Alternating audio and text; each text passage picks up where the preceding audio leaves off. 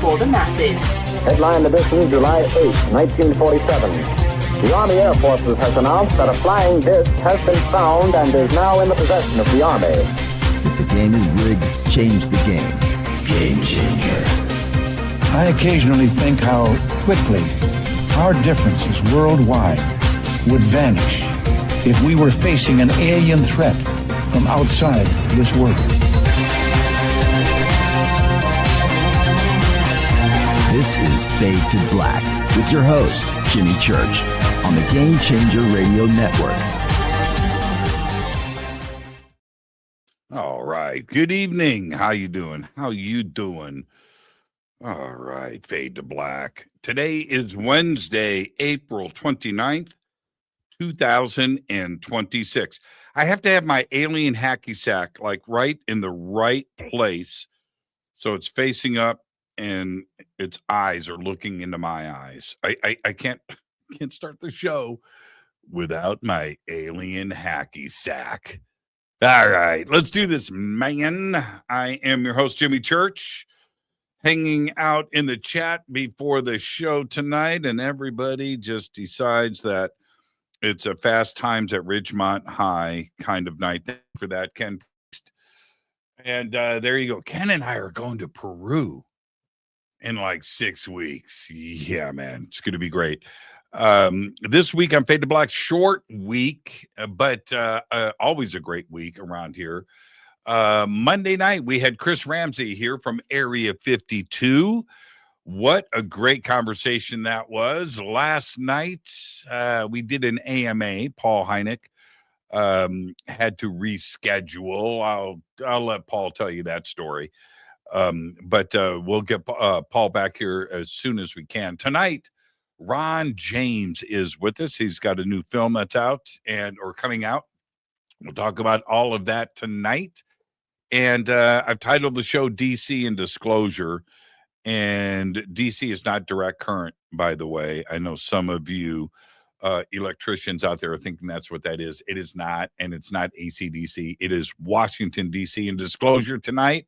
Tomorrow night, we are off air. I am traveling for the next 10 days or so, hitting the road first thing tomorrow morning. I will wind up in Chicago tomorrow night for the, are you ready? Contact Modalities Expo in Delavan, Wisconsin, May 1st through the 3rd.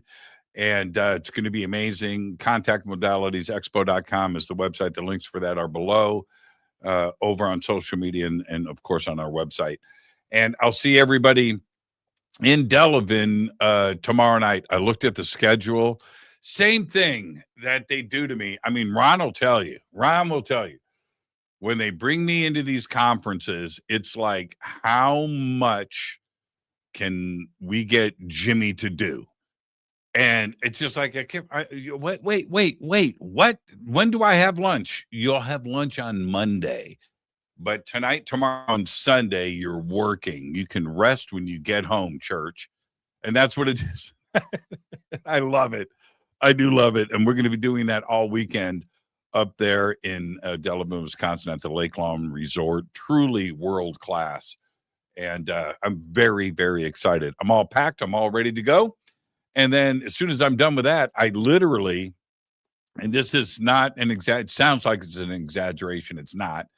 I come home for a few hours, swap out some clothes in my suitcase, and then turn around and head out to Boulder to film, to tape. Did I just say film, Ron? Who says film anymore? Right? Who says film? Ron's in the back room laughing. Church just said film. And we don't do that anymore.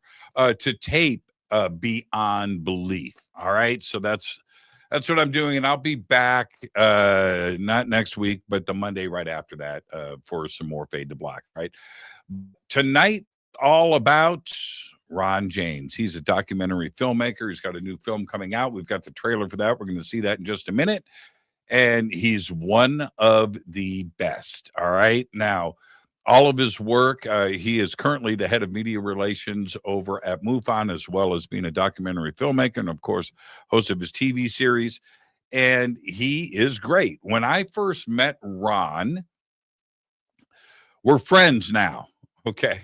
We got off on shaky ground because he came up and he said, so Church, I want to show you what I do. I've never met Ron before. And he takes me over to, hey, Ron, I should bring Ron in. I think this was the first Contact in the Desert. And was it, Ron? Nod your head. Was that when it was? Yeah, pretty close to that. And he shows me his collection of his TV show and documentaries and stuff, these DVDs, and there's like 100 of them. It's like he's got it going on. And ever since then, so a little shaky ground at first, but ever since then, I've been involved as much as I can with Ron. Anytime that he invites me into one of his projects or for support, that's what friends do. And we've been doing that ever since. Tonight, we're going to talk about Tim Burchette. We're going to talk about Kirsten Gillibrand. We're going to talk about Washington, D.C., the congressional hearings, what it takes to be an insider there, and how to start to get to the truth and discuss disclosure. We're going to do all of that and much more tonight with Ron James. He's right there. Ron, good evening, young man. How's it going, Jimmy? Thanks for having me on. Yeah, it's great to see you. It's great to you. Do you remember that day when you invited me over and you and I had just met? And do you remember that? I do. And it was shortly after that you and Mike Barra came to my studio. And Mike, I was interviewing Mike Barra about Mars. And right before Mike Barra came on, you had him put on a Fade to Black t-shirt.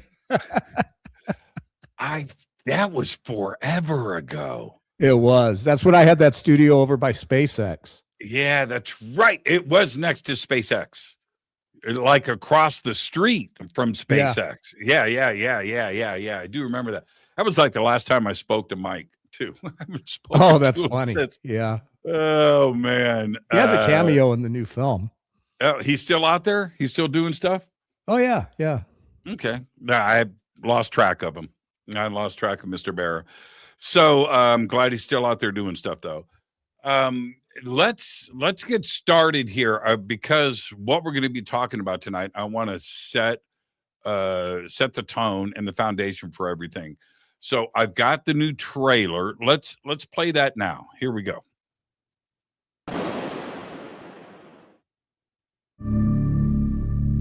Hey, there's aliens. We already know life exists in the universe. It's been over 8 years since we heard about the government UFO program, ATIP. Are we any closer to an official government disclosure regarding non-human intelligence? They briefed us on some stuff that was, frankly, terrifying. The DoD and the intelligence community is very comfortable saying it's unknown. What are we actually talking about? I can't share with you the details, ma'am. There are those who will stop at nothing to hide the truth. Whistleblowers are safe. I will guarantee that. I have no job. My career has been tarnished. People have been killed. It's likely a balloon. It's likely a balloon. A bird. It is starting to sound like a broken record. Exotic materials are the holy grail. I was on the team that was supposed to receive that. What I really wanted to do was put some materials in the hands of AARO. That came from a UFO. My bit is stuck. We're going to have to try something else. I mean, that stuff should have liquefied like mercury by now. I thought it should have. I have no explanation for that. This is a technology that has long since bled into what we call consciousness. I'm here to drop off the sound list. Could non-human intelligence come in many forms? Our historical timeline has been interrupted by an alien intelligence. There is a variety of life forms. From the earliest times, we've had writings of people interacting with non-human intelligence. People have accepted these things as real. All of this has to do with the nature of reality itself. When I say we're in a simulation, there is something that is computing. We live in something that has a software program. It's all about consciousness. Perhaps we've been guided subtly and deliberately. All the religions have been telling us that there are other beings. We're in the middle of a revolution right now. There is a dark side to disclosure. a secret too terrible to be told. Our future is post-biological. In a sense, they're midwives or undertakers. The humans served their purpose. It may not mean surrendering our spirituality. You can only beat down the truth for so long. We're at a point where reality doesn't matter. We have all new questions. It's time to discover what's next. Accidental Truth.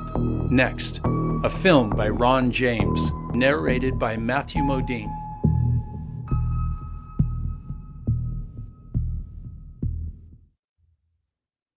Fantastic, man. Fantastic. Okay. Matthew Modine. So last week, I see a notification pop up on my phone, and it's from Twitter. It's now called X, but nobody gives a shit. Right. And but it pops up and it says Matthew Modine is now following you on Twitter. I went, okay, that's not true. All right, that's a bot. So it's Matthew, and I went, that's right, Ron James. Okay, all right, because remember when the last film was released, we talked about all of that. But how cool is it for you to be able to have the voice and you know of someone that is culturally significant like Matthew Modine? To be the voice and narrate your film? Well, you know, the first film he narrated, and it was this very serendipitous set of circumstances that happened. And then when I went to do it was first going to be a director's cut. It ended up being a sequel. So Matthew and I did 2 more sessions. We renegotiated our deal so that he was narrating a sequel and not the director's cut. And we're friends. I mean, over time, we've built a relationship of trust and friendship. I direct him when he's reading. I'm sitting in the studio with him, and we work super well together.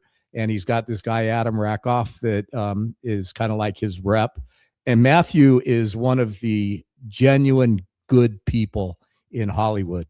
I remember we had a conversation, and I was talking to him. I said, you know, Matthew, the thing I respect the most about you, besides all of the things that you've done with your Hollywood career, is that you have been married to the same woman since before you made your first film. And you guys raised 2 good children that have gone out and done things. Matthew's a real guy. And I just feel lucky to have him. And then in this film, we have Thomas Jane, who is really going to lay out some stuff that's going to blow people away. And at the last minute, Alan Howarth, I was working with him on another project. He comes in. He's the composer that did the music for John Carpenter's movies, Halloween, Escape from New York, Christine, just a ton of them. Academy Award nominated composer. He comes in and does the soundtrack for me. And it's like, then they're releasing it on Sony Music. So I've been really blessed in this film. Matthew Modine and the other people that have come and worked with me on it. It just, I'm humbled and honored. What we'll talk about Thomas Jane in a second, and we're going to get really deep tonight, Ron. But how is Hollywood changing when it comes to the subject? You've been involved in Hollywood, your studios have been here, and this is what you do, but it's always been a little tough to do this kind of stuff and get the Hollywood support. How's it changing? Well, you know, Hollywood is an industry and it's a business. And I'm also on the board of directors of a group called the Hollywood Disclosure Alliance. And we're spreading awareness within Hollywood of what's really going on versus their tendency to exploit the facts for the sake of storytelling. So it's good to be able to be in there trying to help drive the narrative in the right direction.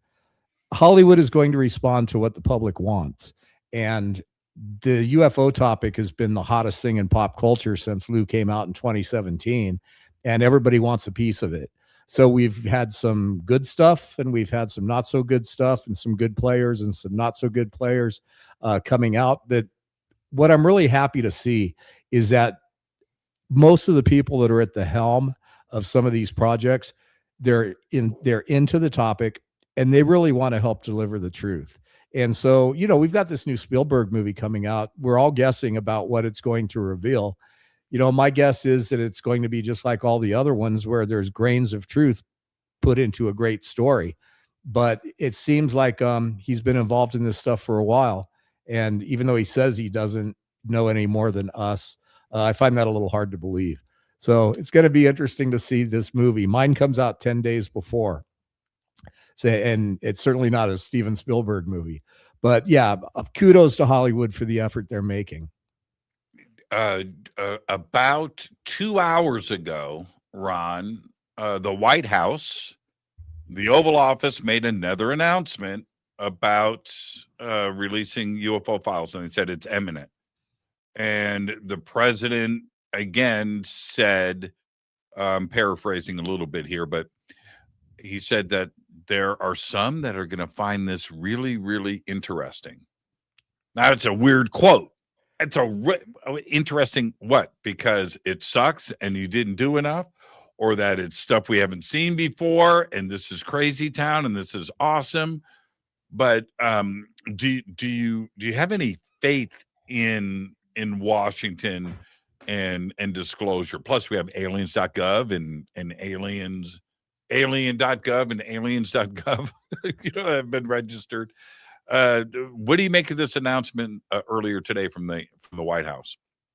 Well, I'm one of those people who believes that we have been receiving an organized rollout ever since 2017 when Elizondo first came forward, and that there are groups within government and all the way through every level of secrecy that understand that humanity needs some answers. But I also am in the camp that those answers are going to be very curated, and they're not going to be the entire truth as to what the government and industry knows about this topic. But I think their hand is getting forced by technology and the advent of the times that they have to tell us something. So what they're planning, this is my prediction. They're going to show us some videos and some other things. They're going to continue to say they don't know what it is, and that the probability of it being non-human intelligence is up there with every other probability. Are they going to roll out crash photos from Roswell and all of a sudden start talking about all the stuff that they reverse engineered over the years? I highly doubt it. So I think they're going to stick with, we don't know, but here's what we have. And that's going to be what we get next. What's the vibe that you are getting personally? You know how to read people, right? You can get a beat on somebody. We were talking about that earlier. How to get a beat on somebody in when it comes to the subject of UFOs. And now, but you're around Gillibrand, you're around Burleson, you're around Burchette. What's your vibe? What's your personal read on what's going on? Well, Kirsten Gillibrand really believes in AARO. She's the one that created it. She thinks it's a good vehicle for this disclosure process to unfold. But my personal observations and things that we point out in the film is that AARO has really not done the work that we all hoped it would. And that it's comparable to the Robertson panel and some of these groups from before in the history of this subject that just really didn't deliver truth to the public. And I have another concern about AARO is that, they're supposed to be facilitating whistleblowers, but it seems to me that one of their main priorities seems to be identifying whistleblowers. And, that kind of stacks up to some of the disappearances we've seen. There's some correlations. So Kirsten Gillibrand believes in it. She believes in disclosure.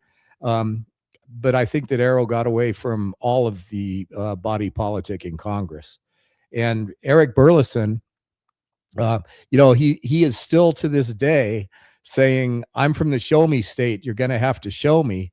And my question to him, and I've asked him, is after all this time, after hiring David Grush to be your guy working for you in your office, after all of the people that we know have paraded through and talked to you, you still haven't seen enough to be convinced? So, it's an interesting question. And you guys are going to see some things about Eric Burleson, very, very cool things in the film and the hearings that we actually were instrumental in. So that's fun. And Tim Burchette, he's the original. He's the guy that really came out swinging almost before anybody else. and he's still dedicated, and he's having the Still right swinging. conversations in the right Yeah. places. Yeah, still swinging. Ron, let me get you to push your microphone away from me about 3 inches. Yeah, we're just getting explosives. Explosives. Yeah. No big deal. No big deal. You want me to turn down the mic volume? No. Everything is fine. Okay. All right. Here's the next part, though. And the reason why, what is your read? Because of the tenacity of yourself and others. Matt Laszlo does a really good job there in Washington. But that's the public facing side of things, right? What's the temperature behind the scenes that the public doesn't see? Well, there's something that happens to everybody in the UFO field, Jimmy, and that is if you're a journalist or a politician or anybody who's seeking the truth and you're talking to people, sooner or later, you end up in one of those discussions where somebody says to you, look, I'm going to give you some information, but this is not to be disseminated.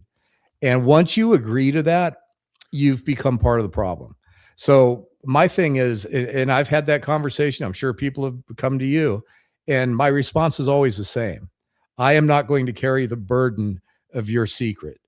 Don't tell me anything you don't want in my films and you don't want me to release to the public, because I'm getting my information fair and square, and I'm not going to participate in the cover-up. Unfortunately, a lot of people in DC have had to make that agreement. And so we're dealing with a lot of people that have great intentions, but now they're part of the organized process, and they're playing by the rules because they have to.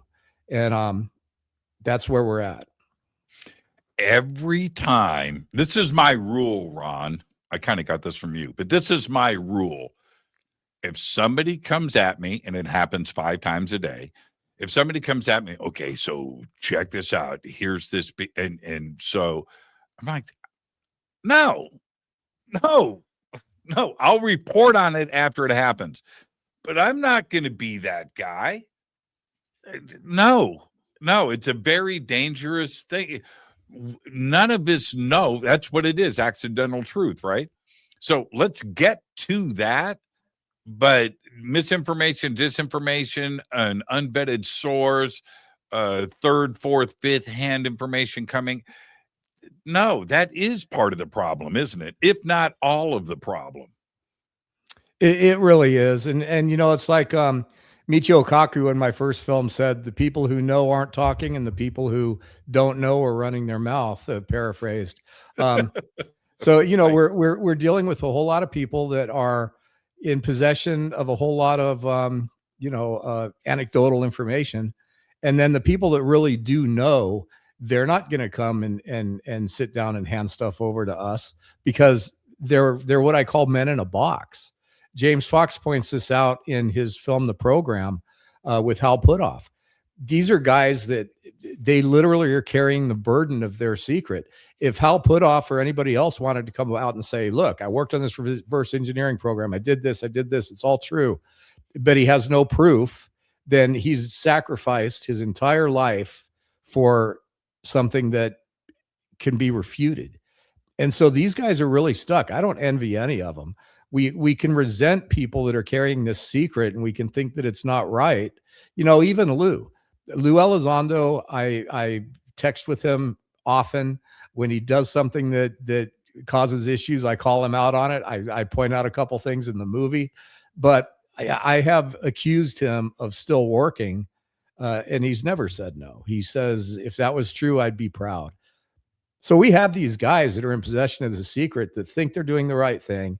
And even if they wanted to go above their pay grade and blow the whistle on everything, they have everything to lose and nothing to gain. So it's not a fun place to be. And I've worked really hard to not be in that position. And so have you. Yeah, for sure. And here's the conundrum. If there's there's a lot of conundrums, but anybody with the direct, whether you're a security guard standing in front of some craft, or a scientist that has put your hands on it and is part of the program and the legacy program, those names, those people are not public, and we may never know who they are. The ones that are public facing are secondhand, and that's the challenge, isn't it? How do we break through to get? I want that security guard. I want you know what I mean? I want that guy, not necessarily a scientist, but how about the cook in the cafeteria? You know, that is walking past this crafter. Bring them, but is that possible to ever have that happen? Well, we've had a few people like that, Wendell Stevens, there's people from the past that have come forward with credibility, but no evidence. So, Kehoe, lots of people from the past, people now. We have modern people like Jake Barber, who says he's been hands-on with this stuff. And there was a guy that was supposed to testify to Eric Burleson, ended up getting torched in a Tesla. So there are people out there that have come forward with stories, but they're just stories. You could be the most, you can have the most credibility of anybody in government, and you can come forward and you can say this and you can say that. But unless you're bringing bona fide, irrefutable proof, which is harder to do now because we have AI, we can't believe our eyes, we can't believe our ears, we can't believe anything. But unless you can prove it irrefutably, you're not really adding to the conversation except more conjecture. Isn't that the problem that Gillibrand and Murkowski and Burchette and Burleson and others, right? That's exactly what they are discovering. We in this community have been yelling about this for decades. Elected officials heard these stories, but it was always tinfoil hat, crazy people, right? Well, now they are trying to get to the bottom of it, and they are getting shut down. And so now they are enjoying the frustrations that this community has been facing. Yeah, the way it's unfolding in the new film, and I'm not trying to keep referring to it and plug it. People can watch it if they want to. But I went to Washington, D.C., me personally, on my own mission to find out if the people in government that were saying they cared about this topic, either A, really cared about it, and B, if they were getting the right information. So I sat down in Tim Burchett's office and I laid out the entire thing to him as somebody from MUFON or you or one of our fellow UFO investigators might do, as opposed to some government guy going in there and not telling him anything. And I videotaped it, and it's in the film. So we have proof that members of Congress have heard the story from us, from the UFO investigators, from our standpoint about what happened at Roswell, about reverse engineering programs, about the lies, about all this stuff. I laid it out to him, and I'm sharing it with the world because now we know that. And I briefed Andre Carson, and I had this conversation with a lot of people. So I'm here to tell you that they have heard the story from us. And then they've had all these guys go through and have conversations with them, like Lou and Chris Mellon and all the people we know. They've been in all these offices, but they're limited in what they can say. I wasn't limited. I'm not bound by security oaths. I was able to walk in there and say, yeah, nitinol came from Battelle Memorial Institute. It didn't come from a naval weapons research lab. The whole story about it is untrue. And I was able to tell this story and make sure that our politicians knew what UFO community knows. And we I remember your excitement. Okay, I've never discussed this before, Ron, and I keep my private stuff private. Our conversations are private. But let's back this up a little bit. I remember you called me and said, Church, I'm in D.C. I'm going to do this. I'm going to go see Burchette. I'm going to walk into his office. And I was like, okay, all right. But let me know how that goes. No, man, I'm serious. You remember that. And you called me when you left his office on the same day. And you go, dude, it's going down, man. I said, how do you feel? You were so happy. And that, finally, right, this thing, like you got to the top of the hill and you got to take a peek on the other side. What was that like? What was the reception like Was Burchette, now I'm just going to say this, not in a funny way or a cavalier way, but a pretty serious way. Was he skeptical? Did you have to lay stuff out, or was he already receptive, or has he changed? What was it like from that first meeting to now? Well, it was interesting, Jimmy. I walked in there. I'd never addressed a sitting congressperson before. I was nervous as hell. But once I got the cameras set up, I just laid it out. And he was very receptive. He's been into this stuff since he was a kid. He wanted to know what happened at Roswell too. And when you guys are going to see this, there's so many people that talk about what they've done in Washington, D.C. and the meetings they've had and everything else. Well, I filmed mine and I'm sharing it with the world. And the reason I'm doing that is because we really did it. I went in there and I did what every one of these people in your audience and everybody in the UFO community would want me to do. And I got in there and I told the story. I wasn't afraid. And at the end of it, he just said, yeah, it's all a big cover up. We talked about materials. We talked about reverse engineering programs. We talked about Moultrie and Bray, because it was right after that first hearing, how they were lying about this stuff. And I recorded it and the whole world gets to see it. And then I got access through MUFON and some other things. MUFON, we've had over 300 meetings with members of Congress we haven't had it a whole lot recently, but back when this ball was starting to roll, we were very instrumental in it. And we didn't say anything. And the stuff that got written into legislation, all kinds of things like that, we actually had an active role in. And so it was very, very rewarding to break into Washington, D.C. and to be able to actually go talk to these people, have them listen, and feel like you made a difference. And I hope this film inspires everybody, because a lot of this follows me from my beginning in Washington, D.C., through a lot of very strange things that happened to me, all the way to these conclusions that I'm forced to come to at the end of it. And my journey is your journey, because I did it for us. And it's proof that anybody can go and make some kind of a difference. And that's the thing that I'm the most excited about what I've personally been able to do in Washington, D.C. I haven't moved mountains, but I've helped to move some mountains. And, yeah, and you certainly have. People are going to see it. You certainly have.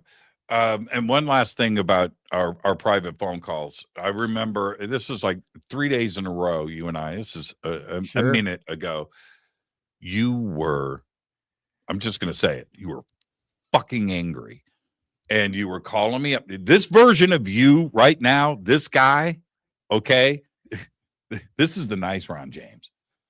You were in the middle of something. I'm not going to discuss the personalities. This is not a gotcha moment or anything like that. The point is, you were expressing with me your frustration on getting this stuff out to the public and getting to it and getting to it and getting to it. I remember you said to me in this angry fit that you were just venting with me as a friend, but you're right. This is why it's called accidental truth. People are slipping up and the truth is being revealed. You remember that? You remember that 3-day run, right? Right. But that's exactly what it takes, isn't it? You have to keep your foot on the gas and don't sit back and act like this is going to fix itself. No, you have to go out and get this done.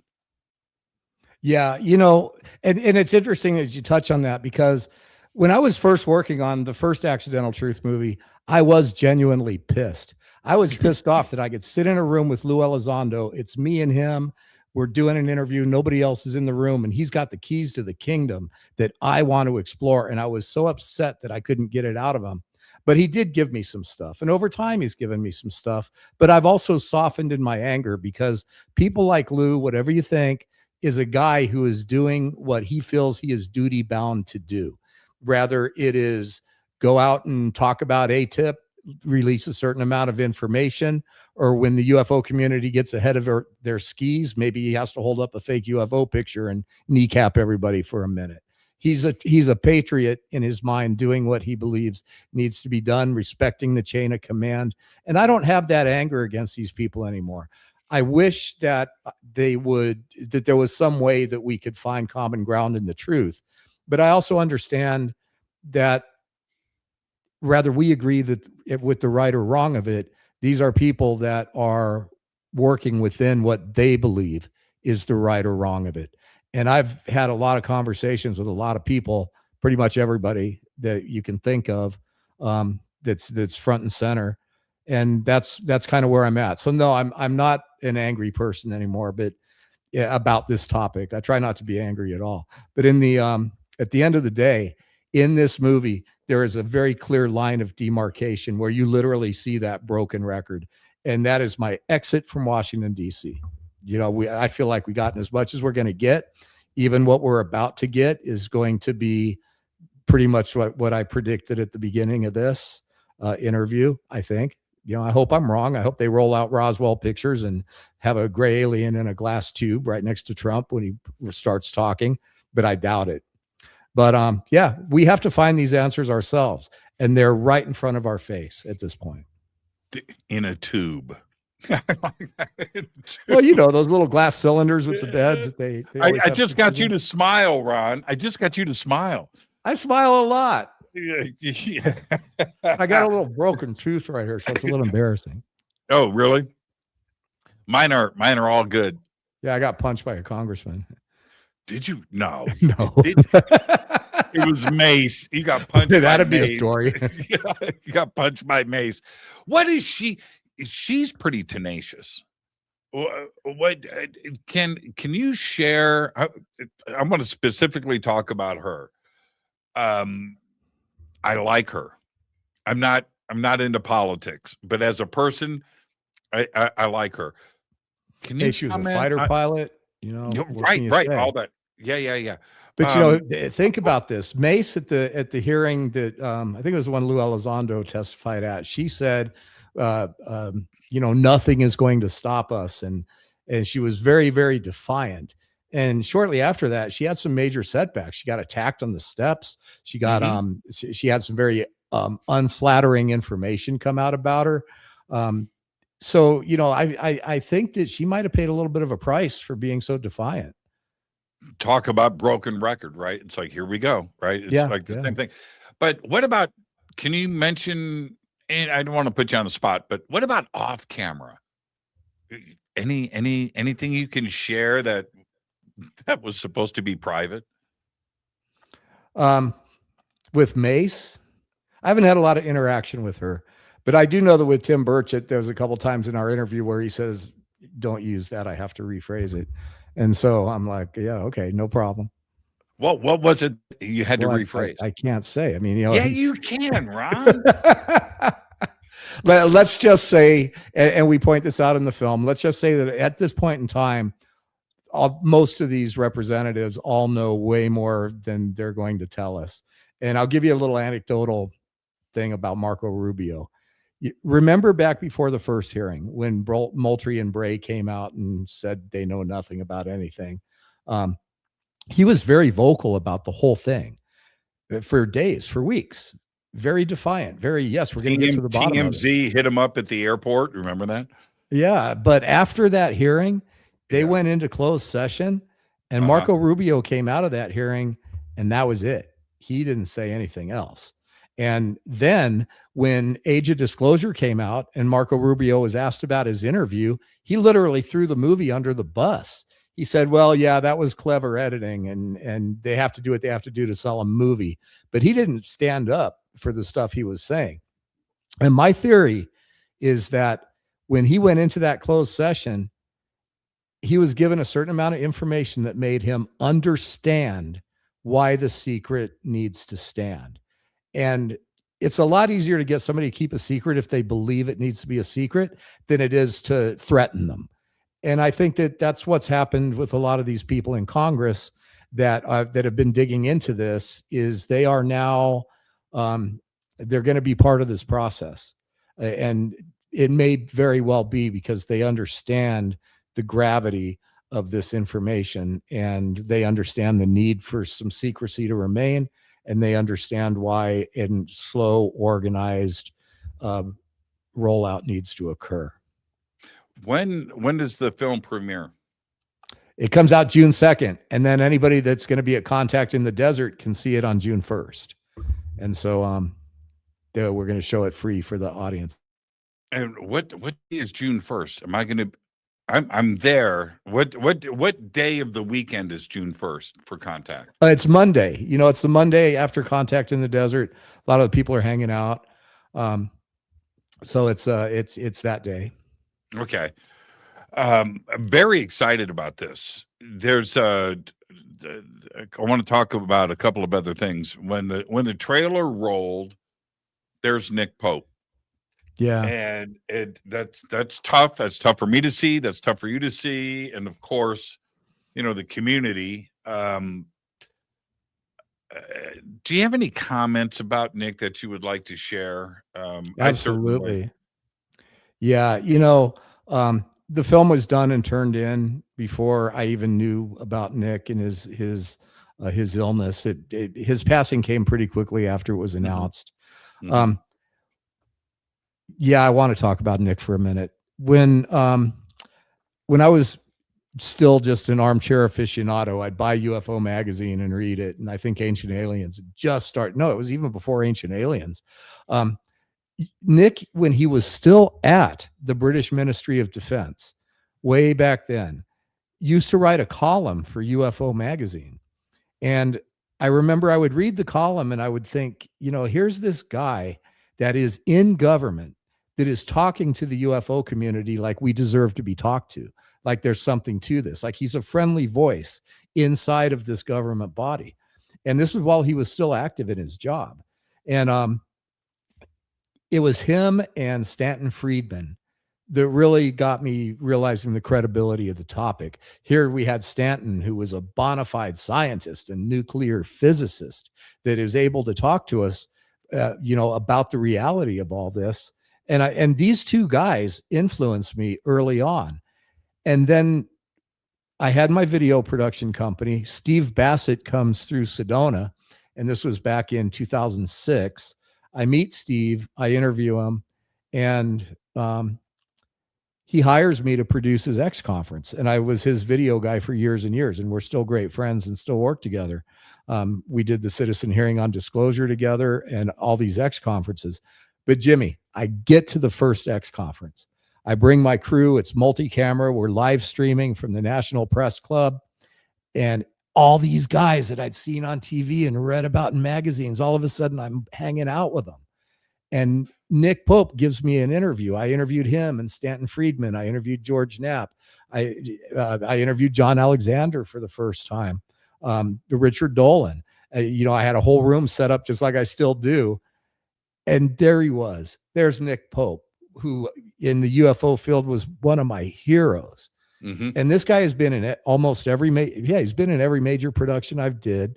Over the time that I knew him, I interviewed him 6 or 7 times. He never said no. He would never ask for anything in return. And he was a huge influence on me. And when I see him in my movie and he's in there and he's saying some things nobody's ever heard him say, I promise. Part of me is like, oh my God, people are going to think you're trying to capitalize on Nick's passing. And I'm like, no, man, I am honoring a friend. And I hope that everybody else out there can understand that, because he really was that to me, a major influence and a friend. And I miss him terribly. He was, man, I can't wrap my head around that we're forced into talking in the past tense about him. It's weird, for me to say he was just, it's like, man. So anyway, but I'll say this, his knowledge and his support and the fight that he did for this community forever. Yeah. Never wavered. All right. So there's that part. All right. But here's the other part. Nobody was cooler than Nick Pope. That dude was cool. I mean, it was just amazing how he lived his life on his own terms, all of it. And that is something that we all strive to do, right? We want to live life. Yes. How we want to, but life doesn't let you do that. It just doesn't. Nick figured it out. Nick figured out how to live life on his own terms. And because of that, His personality was open. His bliss was there. His happiness was there. His sense of humor is second to none. He was one of the funniest people that you could ever be around. And that's what I'm going to miss about Nick. It's just that he was just somebody that enjoyed life and did everything on his own terms and cracked some pretty funny jokes along the way. Yeah, I as you know, I shoot my interviews. I tend to shoot on green screen so that I can do whatever with the interviews later. And Nick would always wear this green shirt, the same green shirt for 20 years. And I remember I'd be like, Nick, can you change the color of your shirt? It's going to mess up my chroma key. We used to joke about it. He was the best, man. He was the absolute best. And just rest in peace. He worked really, really hard. He never stopped. And so, you know what? He deserves to rest in peace. That's the truth, man. He just deserves it. And no matter where he's at right now, he's drinking a beer. 100%. 100%. He talked to baby Jesus and okay, man, I need a pint. Okay, I know there's something around here. And he's doing that right now. Rest in peace, Nick Pope. You're the absolute best. Yep. Nick, thank you. Yeah, absolutely. You mentioned being torched in a Tesla. Let's go back to that for a second. It's very interesting, and that news broke this week. What is going on with this list of scientists missing or dead? Is it just coincidence and this is just what happens, or is there something else darker and crazier? Well, I'm kind of on the fence. I did a little bit of my own research and I found some very interesting connections between some of the research these guys were doing and UFO reverse engineered technology that I could tell you about more if you want. But, also I had a couple of theories about what was going on. I was sending some information to Ross Coulthart. He just came out and said, nope, he thinks it's all a coincidence and that there's nothing to it. He's got the resources to investigate it at a deeper level than me, but I still think that that's quite possible that it's a coincidence, but there's a couple of these cases that don't add up as coincidence. So I think that perhaps a little bit too much is being made of it, especially when you start putting David Wilcock into the mix.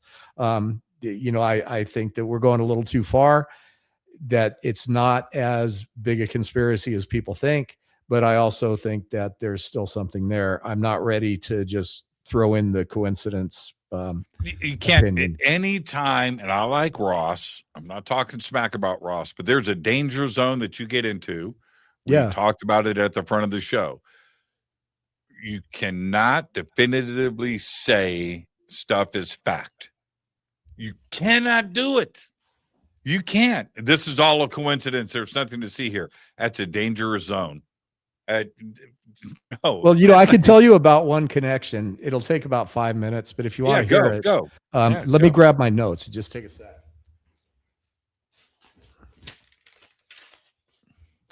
Ron James is looking through his notes. All right. We are here. We know that McCaslin was, he was the guy that held the keys of the kingdom at Wright-Patterson. A lot of people think there's this big group of people that know the whole story about UFOs, but in this day and age, there could be very few. But if there was one, it was him. So his disappearance is definitely strange. And, there's a lot of possibility that he was ordered to disappear. And when you're that guy at that level of government with that level of clearance and that pedigree, maybe you disappear. And, his wife didn't seem very surprised. In fact, she made a tweet about maybe he was abducted by aliens, and her 911 call is like, well, he's gone. He doesn't want to be found. It's almost like I'm not seeing a distraught individual. Maybe she has the stoicism to, to keep up appearances and a stiff upper lip. But I found her response in her public comments and recordings very strange. But go down the list to this guy. Oh, Frank Maywald. Okay. this guy was, he worked at JPL. And one of the things that he was really responsible for is developing something called a terahertz frequency sensor. And we might say, well, what is that and why does it matter? When Linda Moulton Howe's material came out, remember way back in the day, this layered bismuth magnesium. That whole terahertz conversation. That was whole 2 years terahertz worth. conversation. And I'll tell you, yeah. I am in possession of a video of that material being tested. It was subjected to certain terahertz frequencies, and it is literally vibrating around. And then they put another piece of metal there and it didn't respond. But the theory back then, and remember, this was before we knew what 3D printing was. So there's all this speculation about, wow, where'd these layers come from? And nobody could tell us. Well, you know, Gary Nolan, you asked me about things I'm told on the side, thinks that it's quite possibly 3D printed at a molecular level. And he also told me that they're still studying this material and that they're getting strange results. So all this stuff about there's nothing to Linda's material, not true. But that theory back then was that if you subjected a certain layered alloy to a certain terahertz frequency, the alloy would become a waveform or the alloy would become a waveguide, and that terahertz frequency going through this waveguide would actually create anti-gravitic effects. Now, that's never been proven or definitively disproven, but what do you need a terahertz frequency sensor for? Who would even think of such a thing? Well, if there's anything to the terahertz frequency theory, then you would create a terahertz frequency sensor to detect non-gravitic craft. And here's this guy, whoops, he just disappeared right off the face of the map. And it's the same thing with a bunch of these people. Bear with me here. I have this all written down. That's okay. While you're looking that up, I'm going to hit you with this. Are you ready? Sure. China's scientists are dying too. Yeah. And one of them was connected to McCaslin. And her name is Yan Hong. And she was China's top aero engine expert. And she died in last month from an unexplained illness. We don't know. But are you ready? She worked at Wright State University, which is part of Wright-Patterson, and she was there from 2005 to 2010 when McCaslin ran the show. Yeah. That's crazy. And then so she returned to China, still connected to the United States and McCaslin, because she joined in China the U.S. version of Northwestern Polytechnical University, where there she did hypersonic research. And that research, according to China, pushed aerodynamic and thermal boundaries under extreme speeds. And this is how China is speaking about her. She died last month, man. And yeah, to have that association right back to McCaslin, how many times do we have to say these names in connection to each other before we push it past, coincidence? If we go on a flight of fancy, there are people who say that I'm media relations director for MUFON, so I have to separate what I state as policy and fact or position and what I personally have explored. This is pure speculation, but there are those people who say that there is an international treaty with regard to these craft, and that Russia and China and all the major powers work together to recover them, and it's administered by the United States, and that this transcends all of our little wars and battles and disagreements because the secret is being kept on an international basis. So if that's true, then we have a lot of these people from all over the world that have been involved in different types of research. And the one thing that has really got me thinking about this is that we're getting this new narrative. It's going to be rolled out for us. And that new narrative is going to contain the information that they want us to have. Now, every one of these people almost on these lists are people that could refute that new narrative. They want to say there was no reverse engineering program. Well, Monica Rizza, any of these people could come out and say, no, I was part of it. And in my mind, I've taken that speculation a step further. And what if some of these people had actually begun to explore the possibility of becoming a whistleblower through groups like AARO? And that was shot down by a couple of people, but then all of a sudden, this last person that has died in a fiery Tesla crash was actually talking to Eric Burleson about whistleblowing. So I tried to convince Ross to do a little more digging into that. I'm not sure if he did, but I'm not going to be surprised to find out that these are people that were evaluated as having a high degree of possibility of whistleblowing, or at least being able to refute the new narrative, and that for whatever reason that they needed to be removed from the story. And if that's true, that's very sad, because it means we're back to doing horrible things to people over this topic. I thought we were done with that. But when let's look at Monica Riza for a minute. Okay, she invented an alloy that is used in rocket engines. What's interesting about this alloy is that it has shape-shifting, memory-retaining qualities. Now, nitinol has shape-shifting, memory-retaining qualities, and it's supposedly originated from the Roswell crash. So here we have somebody who is doing this whole situation of studying and developing alloys that have some of the same qualities as the rumored Roswell material, and that's being used. And it kind of connects, that it all connects, that reverse engineered materials, reverse engineered technology. That's the one thing that connects these people. If there's a reverse engineering program, these guys had a piece of it, almost every one of them. Yeah, you're right. There's so many possible scenarios to bring in here. Did they discover something and they were getting ready to go public? Is there something, or were they kidnapped by Russia or China because of their information? And that stuff has been going on for inside and outside of the UFO community for a very long time. And what caught my attention, and I don't want to, expand with the entire story, I've certainly told it enough. When McCaslin first disappeared, and I read that, remembering what DeLong had told me about McCaslin and how his name had popped up here and there. And okay. And since then, McCaslin's name has been mentioned by so many guests and that are in and out of this community. But right after he disappeared, right here in Palmdale was Grillmare from Caltech.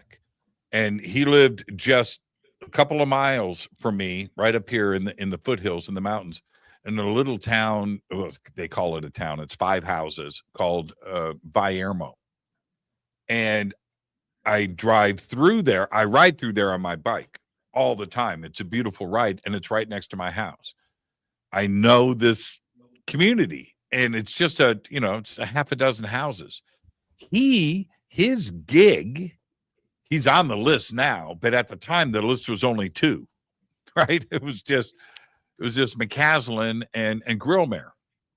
Grillmare was the lead physicist for the James Webb Space Telescope, looking for water worlds and exoplanets and alien life. Yeah.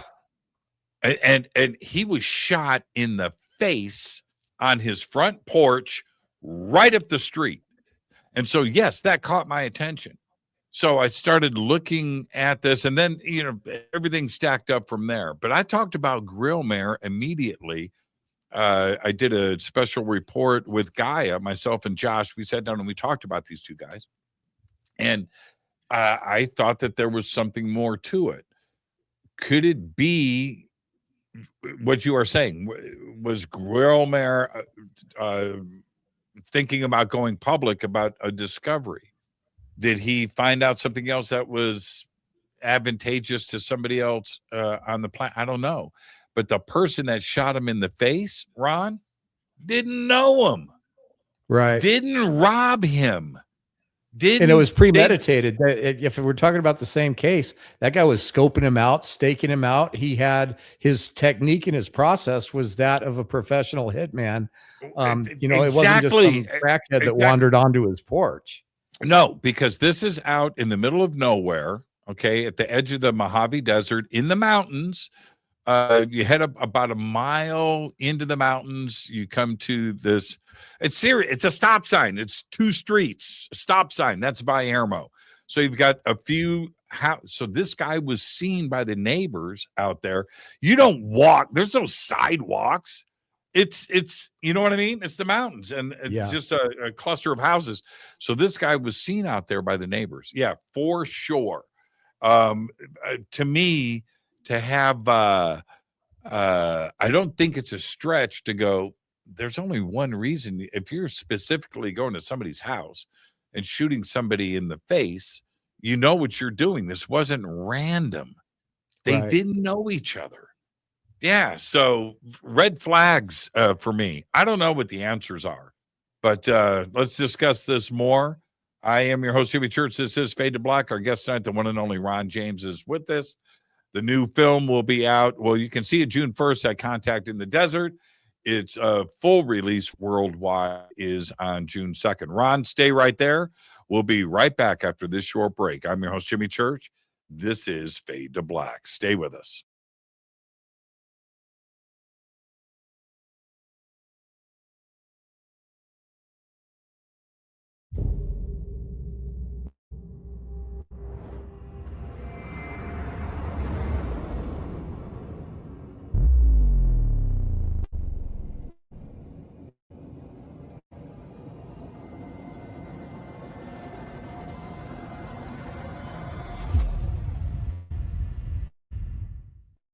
Subscribe to our YouTube channel to get your alerts and access to over 2,000 videos. Click that subscribe button right now. Contact in the Desert is back. Come see a legendary lineup of iconic speakers, including George Knapp, Jeremy Corbell, Daniel Sheehan, George Norrie, Whitley Strieber, Chris Ramsey, Dr. Diane Hennessy Powell, and many more.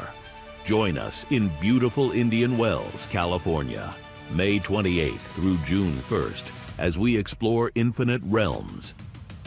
Get your tickets now at contactinthedesert.com. Heading back to the Midwest for the Contact Modalities Expo, May 1st through the 3rd, 2026, in Delavan, Wisconsin, at the Lake Resort. It is beautiful. This is a great conference right in the heart of the Midwest, where I'm from. I'll see you there. Just go to Contact Modalities Expo. That's XPO.com.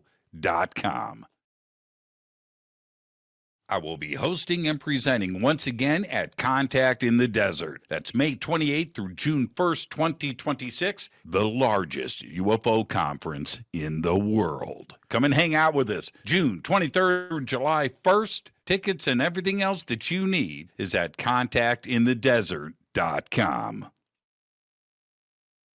Want to change your life? Want that paradigm shift? Then visit Peru with Brian Forrester and myself for the Inca Celebration of the Sun, June 23rd through July 1st, 2026. A full 10 days of visiting the country, all of the amazing sights, and of course, the celebration of the winter solstice. It's all simple to do. Go to hiddenincatours.com.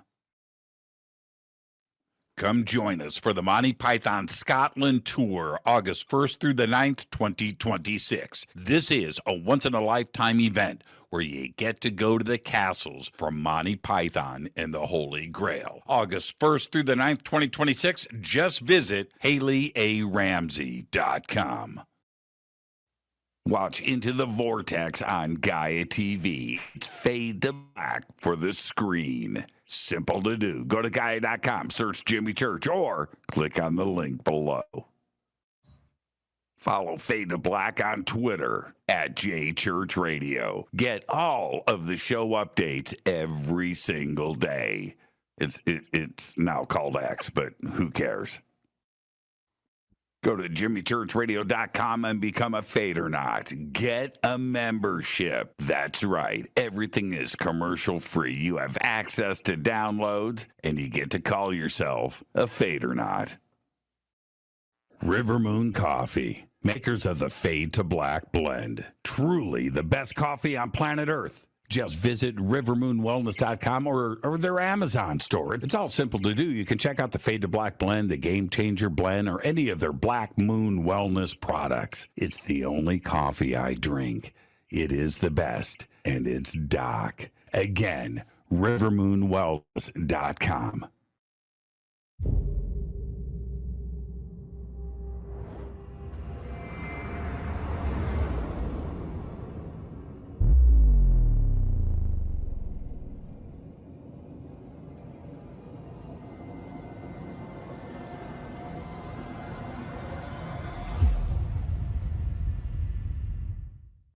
All right. Welcome back. Fade to Black. I am your host, Jimmy Church. Tonight, Ron James is with us.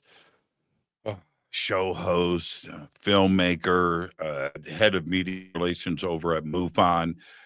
So important to this community over the years, and mad respect for everything that he does. Ron, disclosure. And you mentioned broken record. It seems that I am a broken record. What's your definition of disclosure? What does it mean to you? And the answer from everybody is, well, it's different for everybody. Nobody wants to hear that. Nobody wants to hear that. And it reminds me of Stargate, the movie Stargate. In the beginning of the film, when James Spader is doing his presentation at the museum there in New York, and somebody raises their hand and go, okay, so who built the Great Pyramid? He goes, I don't know. The room emptied, right? The room emptied. Nobody wants to hear that, So I'm going to throw this at you. How do you want disclosure to happen? Not how you think it's going to happen. How do you want it to happen? Steve Bassett once defined disclosure as big D disclosure, as the time when a head of state came in front of the world and said, we're not alone, and presented evidence that would substantiate that. My version of disclosure that we all fantasize about is that somebody with the credibility and the power comes out and says, you know what? You've been lied to since the beginning of written history. And here's everything we have. We're cracking open the Vatican archives. We're cracking open the basements at the Blue Room at Wright Pat. We're going to show you everything. We're going to make it all public knowledge. That's the ultimate disclosure. Will we ever see that? Of course not. But since you're asking me to say what I think would be the best, I want to know everything. I'm tired of getting these filtered pieces of nonsense that don't tell us anything that really, we as humans deserve the information we need to complete our individual journeys through this reality. And that means all of it. The idea of ET, extraterrestrial life and civilization, having direct contact. I'm not talking about what we see in the skies every night. I love that. No, I have no issues with that. It's one of my big hobbies, but that's not what I'm talking about. I'm talking about contact. Has our government been in contact with extraterrestrial life, continual contact? And what is that? Would the world freak out, or would they just be pissed off that we haven't been told this in the past? Do you think that our military or whatever agency or science or universities are in contact with ET? With everything that's been put out, and once again, let me predict that we are going to get evidence of, fighter pilots seeing things, crazy videos, weird stuff, and the official announcement that, yes, this is weird. It could quite possibly be non-human. We don't know what it is. I don't believe that for a minute.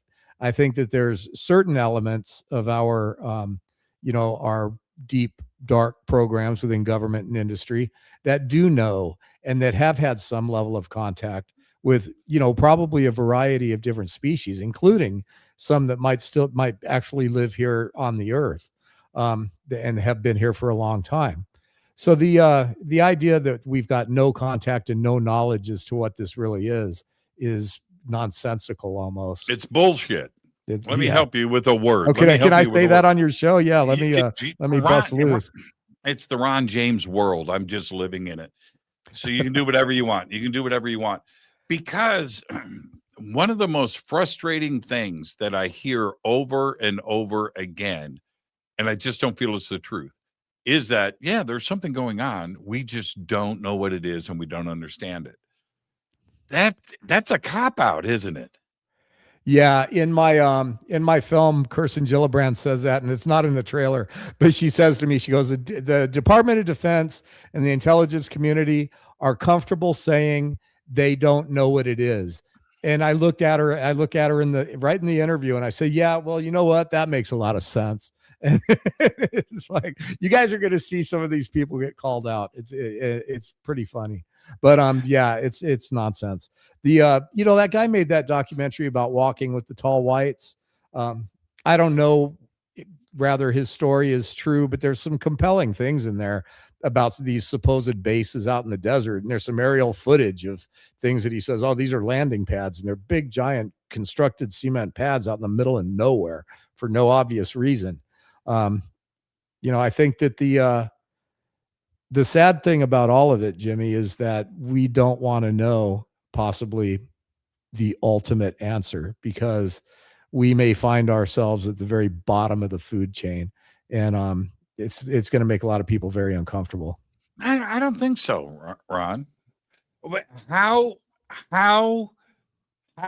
is it even possible to consider that if something is going across the universe and across the galaxy and arriving here, that we are on their intellectual level? Right. That is just like the craziest thought, and Neil. Well, that's what Tyson, I mean. We can't stack up to almost all of this. And, the whole last act of the film, I promise you, wherever you think it's going, it's going somewhere very interesting. But I've got this theory, Jimmy, about life forms that we're encountering. You want to hear it? I do. I don't have it in the film. I'm here to learn. I'm here to learn, Ron. I'm here to learn. All right. So here's what I think. First, a couple of things have to be understood. Consciousness is fundamental. It is the only active force. Everything else springs forth from consciousness. Now, once you understand that, then you have to understand that we're living in a simulated reality. And no matter how you want to say that, computer program, whatever, if consciousness is the only active force and anything physical arrives from consciousness, and it needs a mechanism for that to happen, which is comparable to algorithms in a computer program and blah, blah, blah, blah, blah. So I firmly believe that consciousness is fundamental. I believe that our reality is basically a Maya, just as all the ancient religions have taught us. It's a simulation. We come here for whatever reason. As conscious beings, springing forth from consciousness. So what kind of life are we encountering here inside this simulation? Well, we have the main type, which is consciousness manifests here in a committed physical form. You're a spiritual being having a human experience. You took on Jimmy Church. You came into this simulation as Jimmy Church. You'll leave as Jimmy Church, and you are committed to this physical form while you're here. That applies to every form of physical life that we see that has the consciousness origin. It could be the certain aliens. It could be it's the whales in the water. It's the dog in your house. And these are beings that their common ground is that they originate from consciousness. They commit to a physical form inside the matrix. Okay.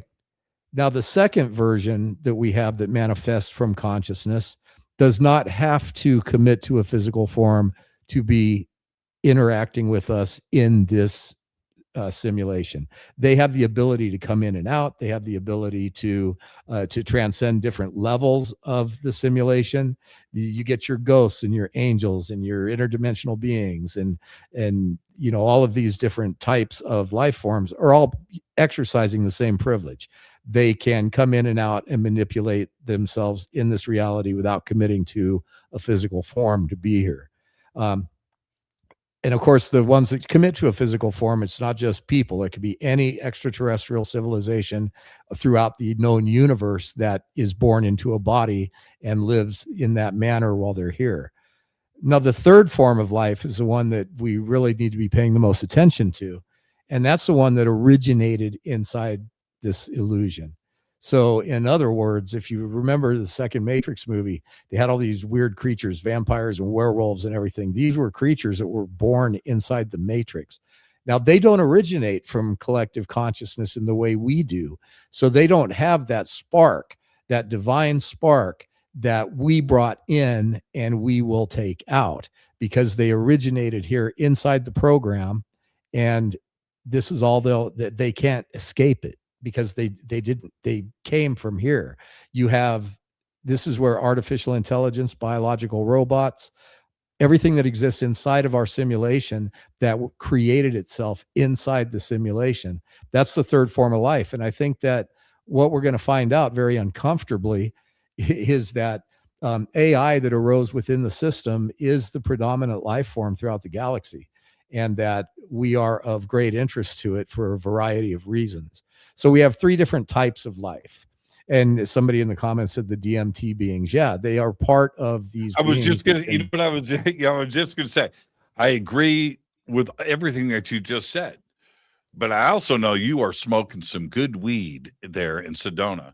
No, I'm not doing any of that. My point being is that these concepts that you just laid out for most are difficult for most people to wrap their heads around, because they are on the edge of the fantastical. But why is it that we have to understand what is going on? It's above our ability of to understand. It is. That's okay. You know what I mean?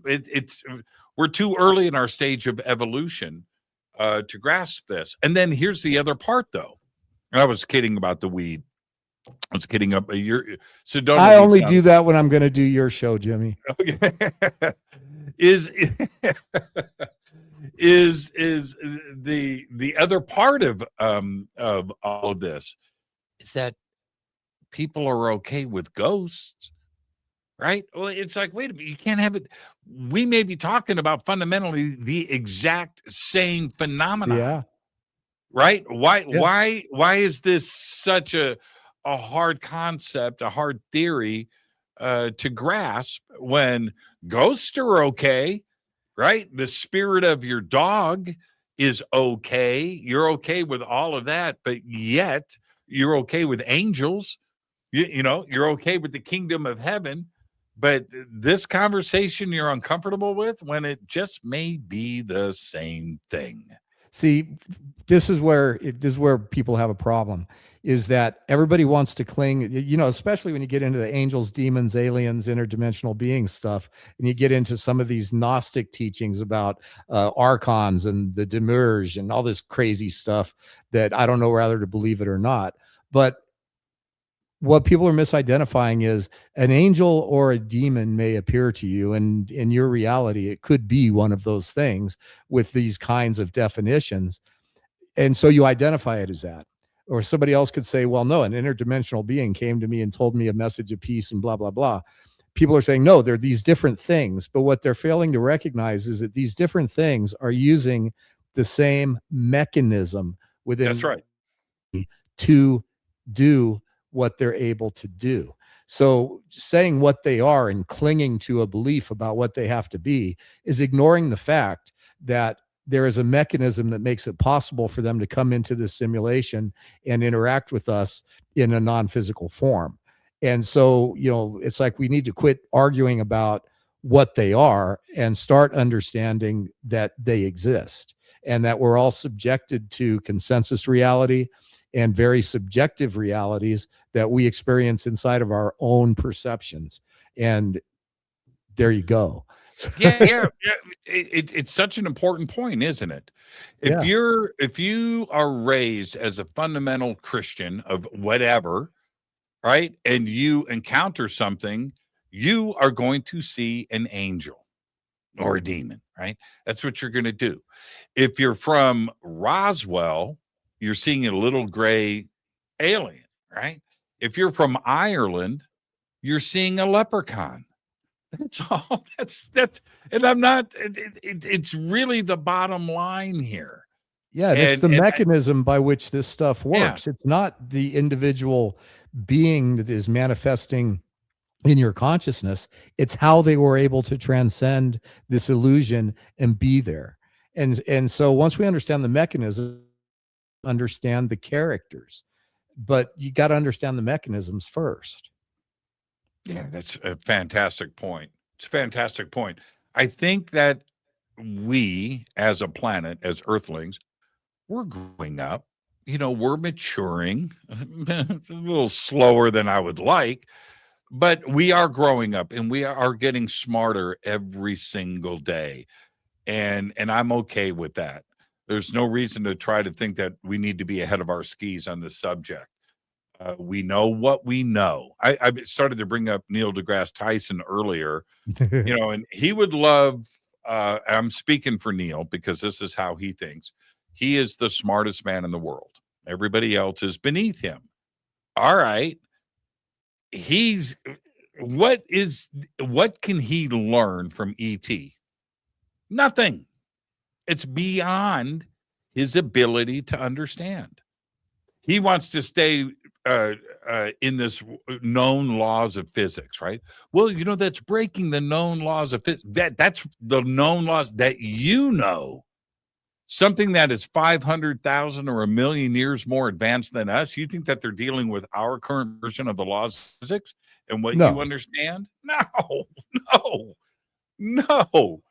You know, and that's my take on all of this. Let's get to another headline here that is so important, and that is Luna and the 46 videos and her request and the 2 weeks and which came and went, right? Okay, what's your take? Have you spoken to Luna about this, and has she seen all 46 videos? I haven't spoken to Luna about this. I pretty much Washington after the second to last hearing. I've had kept minimal contact with those guys because, like I said, I think we've reached the end of the road with DC. We are going to get information, but it's you know, the true answers do not lie in the Capitol. There at least our access to them. I think that most members of Congress have seen these videos. They've had skiff meetings. So yes, they're aware of them. Luna has alluded to the idea that these videos are going to roll out with the "we don't know" moniker, and that is going to be this next step of disclosure that we get. So that is supposedly in the works, and you know, they're just timing it. No matter where Donald Trump is going to use this event to his advantage based on whatever the timing is going to be, based on when it's convenient for him to do it, and probably when it serves some other purpose. So, you know, again, I'm not trying to get political, don't care about that, but I think that the fact that they failed to deliver these videos means that they're not ready to roll them out for whatever reason. But we're going to get some of, if not all of them, with these are weird, we don't know what they are. Hey, humanity, let's figure it out together, and we can all scratch our heads. Yeah. It's not Trump's decision. Oh yeah, of course not. It's not his decision. And I'm not here to break hearts, and I'm not political. But well, I think he has a little bit of sway as far as how and when it's all timed. But yeah, look, this rollout has been a performance. You know, you can ask Danny Sheehan. He'll tell you that, you know, and James Fox and I, we debate this because he thinks this all is happening organically. I don't buy that for a minute. I think that Lou Elizondo was trotted out as part of a program. The people that trotted him out are people he still answers to. And all of the Christopher Mellons and all of the David Grushes and all of the guys who call them whistleblowers, but oh, you locked up. We lost Ron James. Okay. I don't know, Ron, I don't know if you can hear me. Exit and come back. If you can hear me, exit and come back in. Exit and come back in. Let's see if we can get Ron back. Always went right. Here it is. Here it is. Here you go. Right. Every time we get to the sensitive section of these subjects, every time that happens, I don't react anymore. I don't freak out. It's just way beyond anything these days. I don't get upset. I don't. But there you go. That's a perfect example. Right at the most sensitive part of this. Okay, we got Ron back. Ron, you like that, right? The most sensitive part. Trump ain't got no control on this. Any of us that are deep in this field that don't think we're under some kind of surveillance or delusional, it seems like every time I'm about to express this particular opinion, things like this happen. But yeah, there is a preordained narrative that's being rolled out, and all of these guys are instruments of that narrative. A lot of these people that are missing could have been non-instruments of the narrative. And the narrative is going to be, let's tell the people what they absolutely have to know before something lands on their front lawn, but we still have to cover our asses and never have to be accountable for the horrible crimes against humanity that we've committed in what we've done with this secrecy. So that's what we're seeing coming out of DC. Why is it that so many literally hide behind, it's a national security issue? Talk about broken record, right? Well, it is a national security issue. Part of it is. Yes. Life in the universe is not, that's nature. That's not a national security issue. We're going to get the acknowledgement. We've already got, my prediction a long time ago was how they were going to do this. And I said, well, first we're going to get an announcement that they found life on Mars.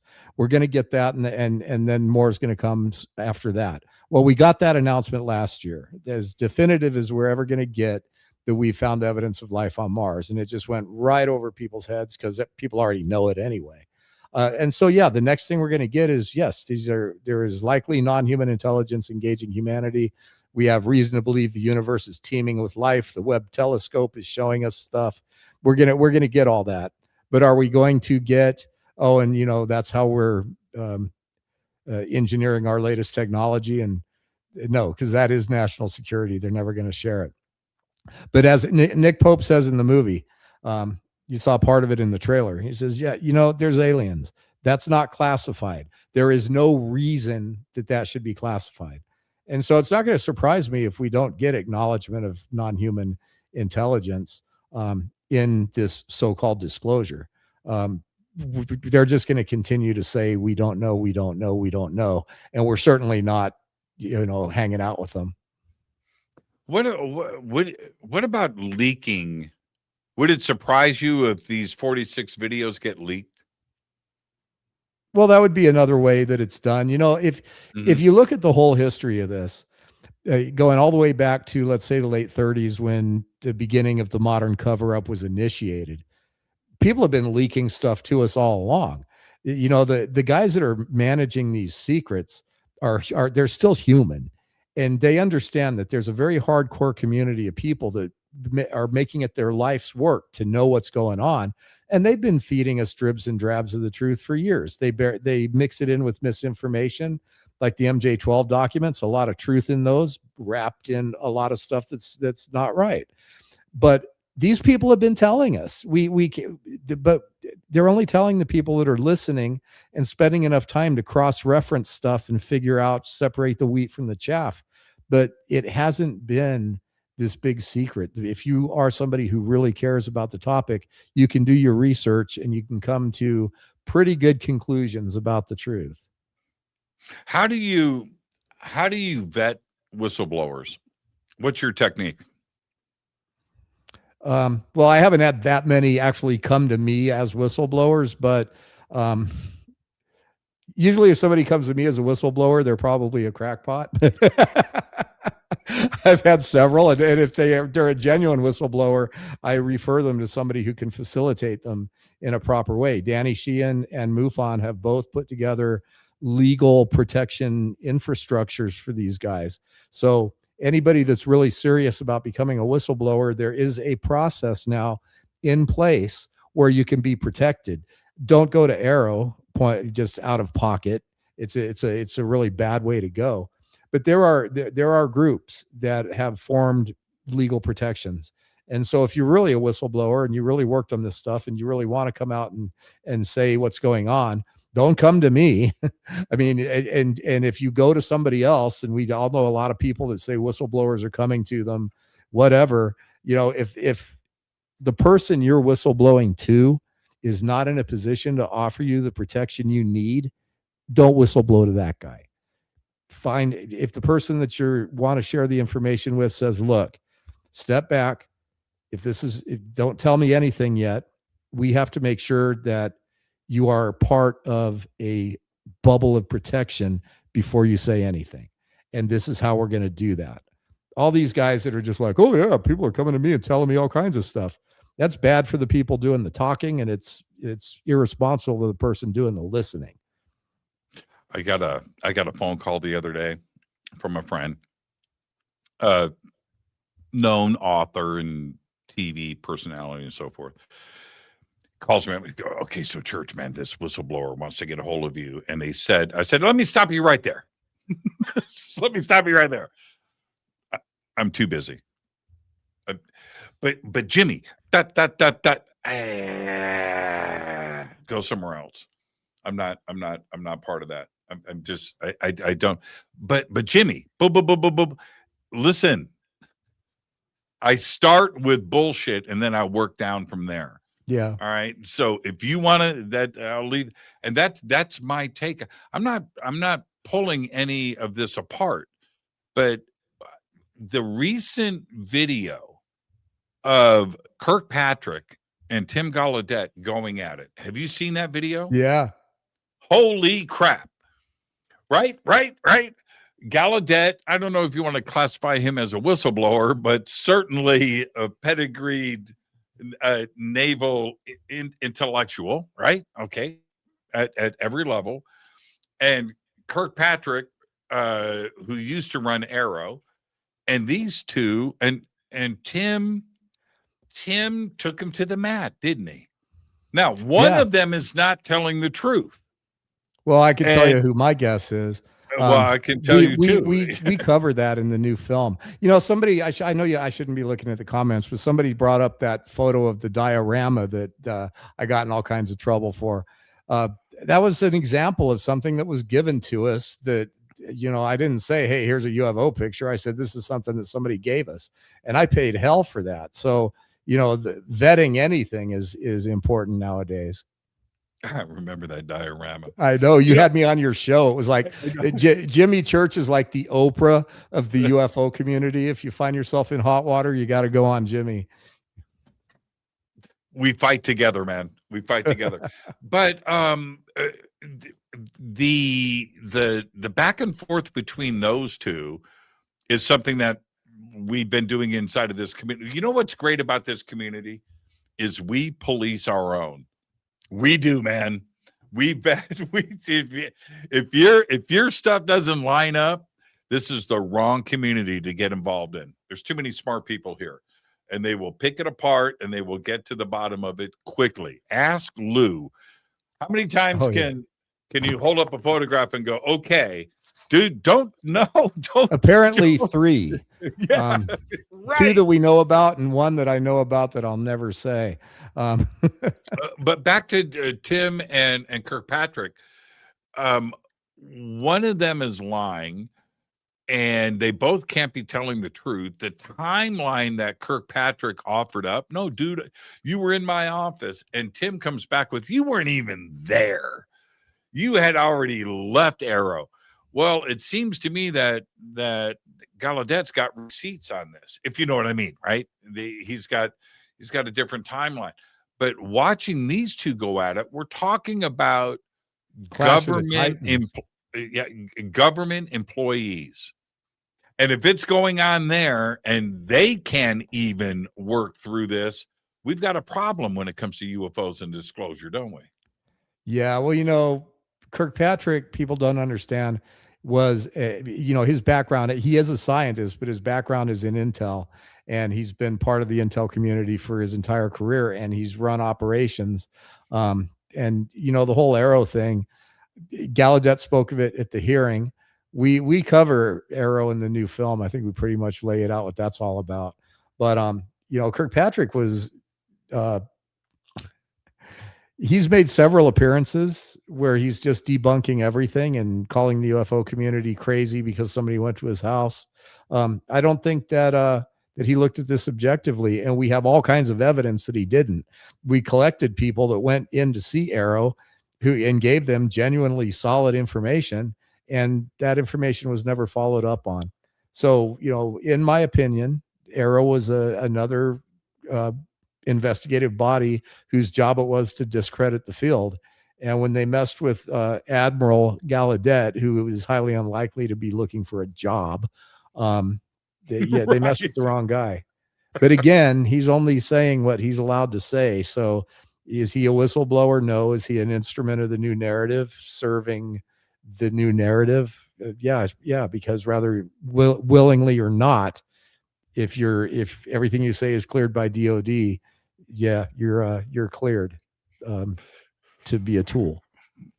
Here's my take. Can I give you my take? Absolutely. I need to brief shut take. up. No. I love what you're saying. Here's my take. Kirkpatrick just had a messed up childhood. You can look at his face and his demeanor and how he handles himself.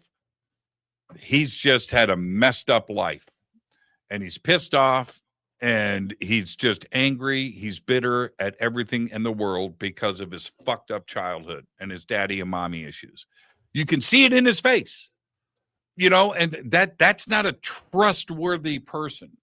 And so as an adult, now he's lashing out at whatever because of his past. That's my take. That's my read on him. Nothing out of his mouth is true. It's made up, and it doesn't matter what he is talking about.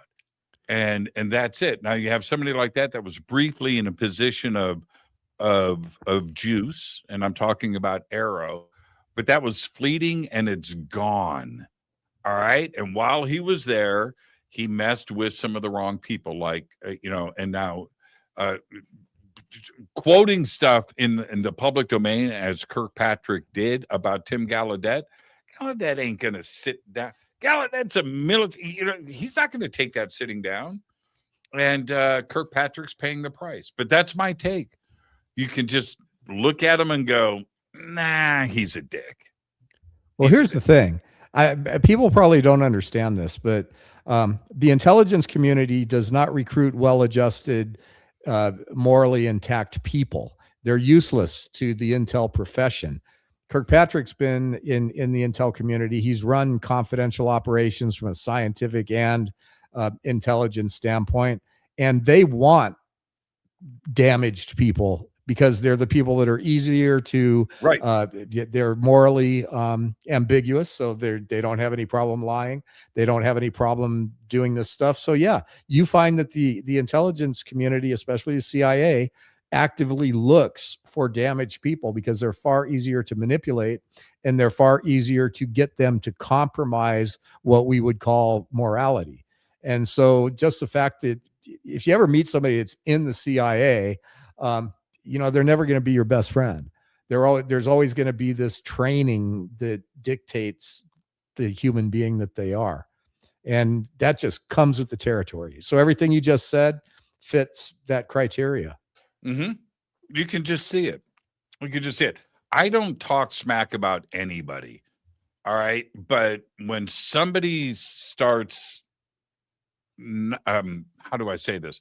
Bending the truth for their own agenda and ego, and then taking it a step further and outright lying, you're open game to me. And that's it. That's what I see with him. And you're right, though. a compromised individual like him, or they just know that they can get at him? What's he becomes a malleable piece of clay. Yeah. Right. That they can just, he's a tool. He's a tool. Isn't it? What do you do with, I'm going to stay right here. What do you do with people that, I'm talking about in the UFO circles, that say this is it, this is the only answer, this is how it is, and everybody else is wrong? How is that possible? Well, how do you deal with that? Well, it's funny. People have built entire followings based on doing that. And it seems as though the more far out your assertions are, the more people are going to drink the Kool-Aid. But what I think we need to do is we need to upgrade a new event at Contact in the Desert. And we need to call it the Belief System Cage Match. And anybody who has differing opinions on what cattle mutilations are is invited to do 10 rounds. The audience can bet, and whoever wins is the one whose policy and point of view will adapt. Because I'm just so tired of watching the people on this playground fight over their little corner of ufology that they just absolutely have to cling to. It's like, look, people, that kind of thinking and that kind of behavior is why we're where we're at. We have to have a completely open mind. We have to realize that there's a quantum nature to truth, that it can be positive and negative at the same time, and that your reality and my reality are two different things. So all of these people that want to go to the mat over little tiny shards of their perception of what's going on, it's not the right argument. What's that? Okay, so you wear the helmet and you've got the stick with the pads on the end. Pop, pop, pop. Right? Oh yeah, that'd probably be a little less violent. Yeah, that would work though. I could think of a few people I would. Yeah, I could think of a few people I'd get in there with.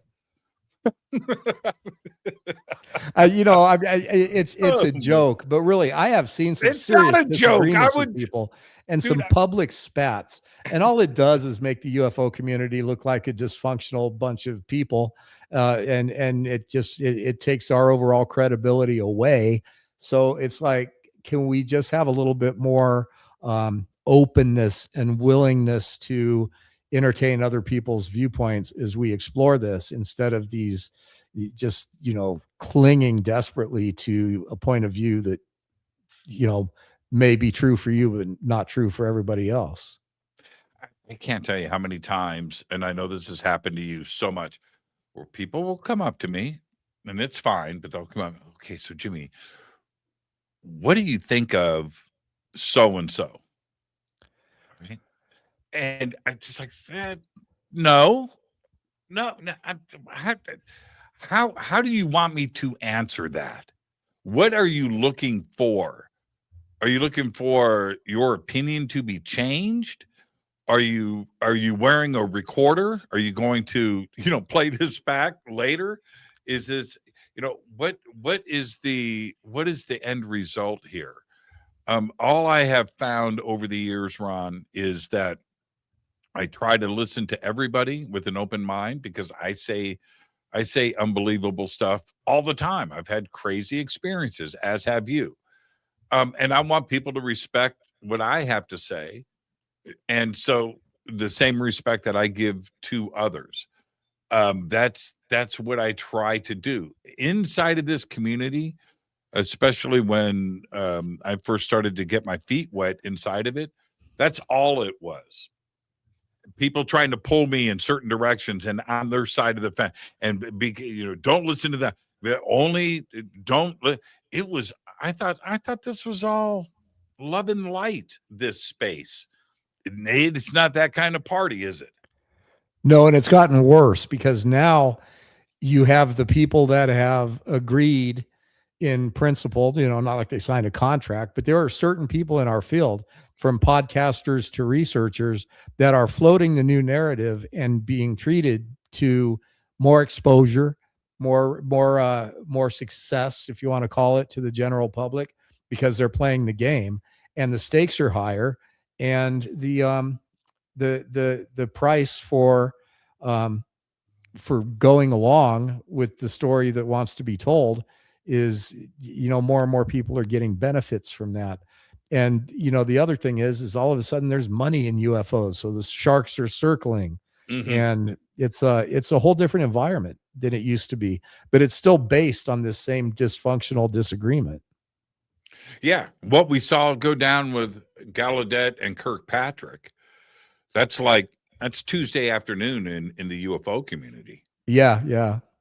No, it truly is. It truly is. And I'm so thankful for those that came before us. You brought up, Donald Kehoe earlier. I mean, to this day, I look at his prior newsreels and press conferences and the things that he has done in the past. And what's crazy about it is, I mean, for me, is that guy had the NAD to take on Washington, D.C. in the military industrial complex like nobody has ever seen before. You think it's crazy today? Go look at what Donald Kehoe was doing back in the... What's sad, Jimmy, is that what we've seen today amounts to nothing more than a modernized repeat performance. I mean, it's like they hired the same screenwriter, they followed the same movie, and we point this out in the first Accidental Truth film. This is all, we've seen it before, and it's they did it better back then. They were a little more creative. And if you go and you listen, and I invite all of the new wave of podcasters and researchers, go and watch Donald Kehoe and realize that what he was saying in 1958, 59, 60, 61 is word for word what we are dealing with today. It's not it's not close. It's the same. Hence the phrase, it's a broken record, man. It's not only a broken record from recent times, it's a 50, 70-year-old broken record. This record is broken from before we even had records. It's absolutely incredible. I don't know how to change it. That's the other thing where you brought up MJ-12. If we go back to 1990, 91, 92, 93, 94, 95, and look at that 5-year period of crazy town. Roswell's launched, right? MJ-12 happens. The alien autopsy film comes out on Fox, right? You've got Victor, Area 51 Live, whatever, all of those, you know what I mean? We thought we were on the verge of everything coming to light, right? That disclosure was happening. And that was 40 years ago. This is 2026, Ron. I know, we bring that up in the film too. And there's a clip of you in the first film, and where it's right after Elizondo came out, and you're like, we're right there. And I almost put it in the second film just to point out that we're still saying the same thing 10 years from now. Can you believe it's almost been a decade, Jimmy, since we got this thing? And what have we gotten? We're still stuck with 3 stupid videos and a bunch of speculation and nothing definitive coming out of this process. A decade. And, we examine that in the new movie. It's like, okay, enough. It's like, we're going to have to start looking somewhere else. I remember you and I having this conversation 10 years ago, 2017. Yeah. We talked about guitars. I interviewed you in a hotel room. Yeah, that's right. And you and I were talking about this, and I had said, I think this was off camera, maybe some of it was on camera, but I had said, look, man, take a look at TTSA and what is there, who's that list of employees and where we are at. Yep. This, before we say that this is it, let's give it 2 years. Yep. Talk to me in 2 years, and then let's go back and see if it's solid. What happened in those 2 years? Well, you're absolutely right. We're still sitting on the same 3 videos. The conversation is still, we've had some action, but TTSA is gone, right?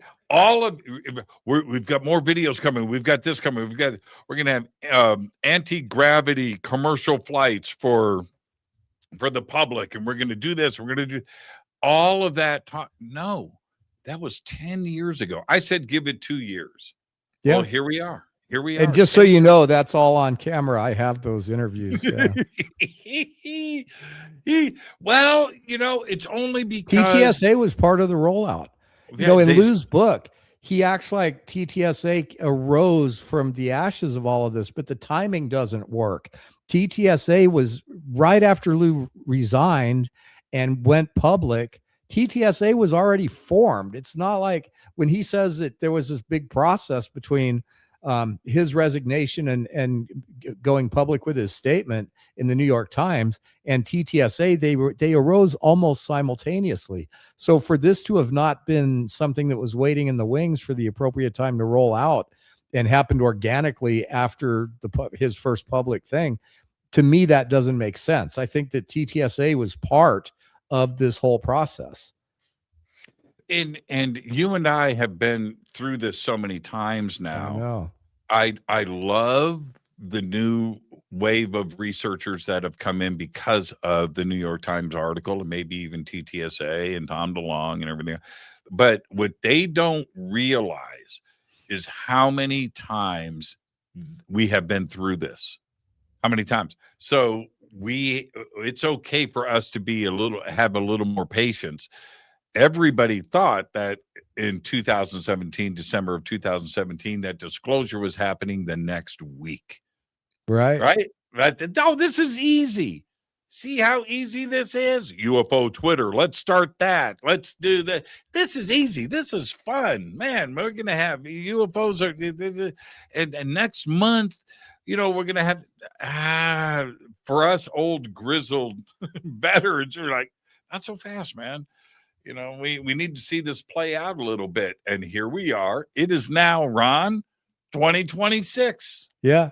Yeah. Almost 10 years. And you know what's sad, Jimmy, is that there has been this new group of up and coming people like in the Twitter space. And what's really bothers me is that the toxicity of some of these environments is worse than anything we've seen in the UFO community of lore. I mean, these guys are like, if you thought we were at each other's throats over the times, it's gotten way worse. And the problem is we're dealing with people who know half as much and they're twice as mean. And, I'm not going to name names, but they know who they are. It's like, come on. No, half as much, twice as mean. You can quote me on that, I'm going to use it actually. Okay, I'm going to tell you the funny part. All right. Are you ready? Yeah. I haven't read a post on Twitter. I'm going to say 5 years. Not one. I have not read anything. I don't post on Twitter. I have people that post this show on Twitter. Yeah, that's me. But I don't do it. And it is so toxic. And I just left it. I don't care.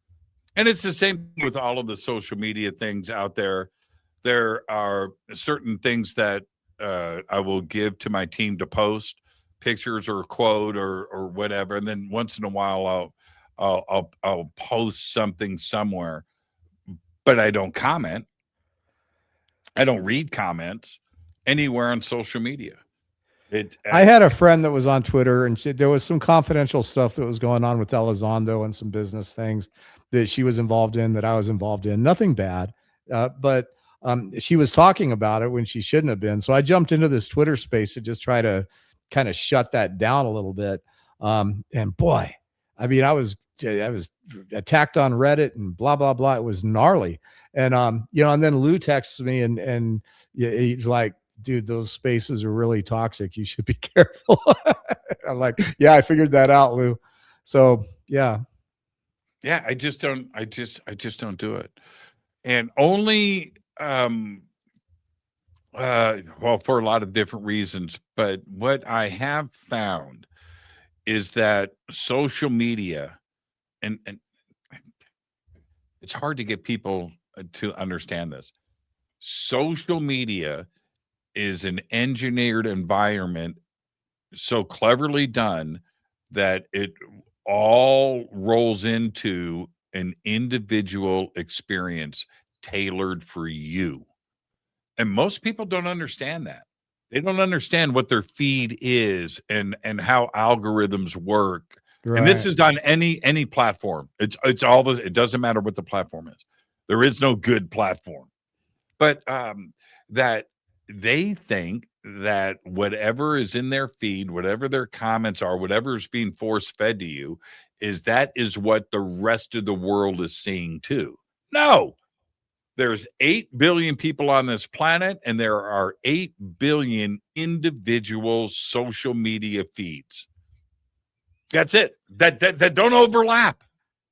And people don't understand that. And I don't even know if they care now because they are so used to it. Isn't that fascinating? Well, look, we're all getting sucked into what is eventually going to be an AI control system. And the origins of that AI control system are not necessarily the people that build computers on planet Earth. So this is going to get a lot stranger before it gets easier to understand. Man, I can't wait to see you again. I'm going to see you at Contact in the Desert. Are you going to speak at Contact? I'm speaking, and then they're showing the new film. What are you going to speak on? I'm going to talk about the film and some other aspects of the DC adventures, and MUFON. You know, MUFON that's an organization that's been to hell and back, but they're really stepping up now and doing a lot of work that they don't get enough credit for as part of the disclosure stuff. So I'm going to reveal some secrets about the inside things that they've been up to. And, you know, people should take another look at Join a MUFON. It's cheap and it's supporting real work. So I had to squeeze that in there. And if Donald Kehoe wasn't around, if he was around today, he'd be a member of MUFON. He'd probably be the director. Yeah, he probably. Man, I miss, NICAP and some of those early UFO groups in the 50s and 60s.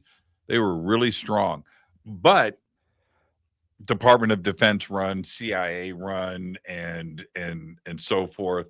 But when you look at the original NICAP board, it was like, holy crap. But I think that they really had a genuine interest in the subject. I don't think necessarily that it was a misinformation, disinformation organization. I don't think that. I think that there was a different take on it back then. I could be wrong. I could be naive. But MUFON gets a lot of crap. Oh, they're infiltrated by the government, blah, blah, blah, blah, blah. It's like, no kidding. You can't have the biggest organization on the planet with investigators all over the planet looking at UFOs and then putting it all into a database without the intel community watching everything you do. It just stands to reason. There's nothing nefarious about it. It's just that's how things work. We are right now turning in a quarterly report to Congress from all of the sightings all over the world and getting our input. And maybe this might be the first time it's been made public that we're doing that. Is that being infiltrated by the government? No. Are the people inside of MUFON actively working on some secret agenda? I don't know. I'm one of their directors. I'm not doing that. And the director of MUFON, I don't think he's doing that. We're all just people trying to get to the bottom. Ron, you're a spook. Just admit it right now. Oh yeah. I get accused of that. I wish, my life is so like, you look fetish. You look fed. I just spent the last 6 years taking care of my mom with Alzheimer's. Okay. I don't have time to be a spook. She just died in August while I was trying to get this film done. Right. And it's like, I'm just not that, I'm what you see is what you get. And, but why is it, why would it be surprising that agencies and the government and the military wouldn't have infiltrated conferences and MUFON and other groups? Because if they weren't, then they're not doing their job. Exactly. So when people try to attach something nefarious to that, it's like there's nothing nefarious about it at all. It's just how it works. You know, I mean, Jimmy, I've seen videos where you're being trailed by a black SUV coming back from Roswell. You know, it's like we in our lives, we have this stuff, and it really happens. And it's just because of what we've chosen to do and the cause we've chosen to carry. We get, you know, my house stuff gets moved around. My computer gets hacked. I live my entire life knowing that my phone is tapped, knowing that I can't, you know, I have to be a completely open book. I have to keep my nose completely clean. You can't have skeletons in your closet and weird stuff and be doing the work we do, because sooner or later it'll come back to get you. And so we have to live this totally transparent life. I don't know if it's like that for you, but it's like that for me. Oh, you know what's going on, man. You know what's going on. I just consider it sport. But Ron, just thank you so much. And my thoughts to you, man, with your mom and everything else. And wow. Yeah. But let's leave on a happier note. Thank you so much, Ron, and keep rolling that rock uphill. Thanks for having me. People could check out the film at accidentaltruthnext.com. There's 30 people in this film, and every one of them is a heavy hitter. I didn't want to put out another movie till I could move the ball, and we move into ball. That's what I'm talking about. Ron James, everybody. Ron, thank you so much, my friend. Thank you, I can't wait Jimmy. to see you and break bread once again. You're the best. Yep. Ron James, everybody. His links are below. We've got MoveOn below, Accidental Truth, and everything. Everything that you need is in the description below and over on our website. All right. Thank you so much. And yes, well, actually, tonight is my Friday. I start traveling tomorrow, and I'll be back. I don't know what the dates are. Hold on. I'll tell you right now. I am back on the air on the 11th of May. I think that's what we've got here on the calendar. So I'll see you on Monday, May 11th. I want all of you to be safe, have fun, enjoy your weekend. I'll see all of you that are going to Wisconsin. I'll see you in a couple of days. And there you go. All right. But for now, all I've got is Go Beckley Tap. Fade to Black is produced by Hilton J. Palm, Renee Newman, and Michelle Freed. Special thanks to Bill, John, Dex, Jessica, Dennis, and Kevin. Webmaster is Drew the Geek. Music by Doug Aldrich. Intro, Space Boy. Fade to Black is produced by KJCR for the Game Changer Network. This broadcast is owned and copyrighted 2024 by Fade to Black and the Game Changer Network, Inc. It cannot be rebroadcast, downloaded, copied, or used anywhere in the known universe without written permission from Fade to Black or the Game Changer Network. I'm your host, Jimmy Church. Go Beckley Tappy.